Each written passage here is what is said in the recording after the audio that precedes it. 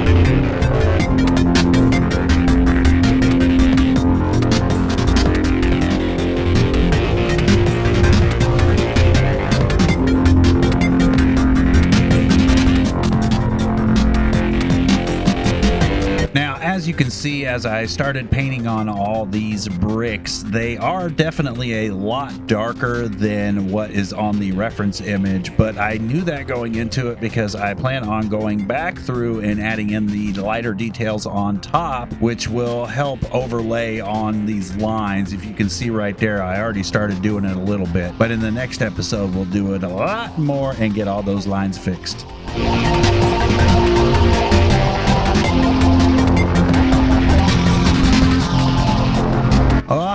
All right, that's gonna do it for this episode. If you've been following along, then you should have ended up with something relatively close to this. This is coming out really good so far. I love the sky and the contrast of that monument right in front. Remember, if this is your first time, hit that subscribe, hit that like button, go ahead and share, and I'll see you in the next episode.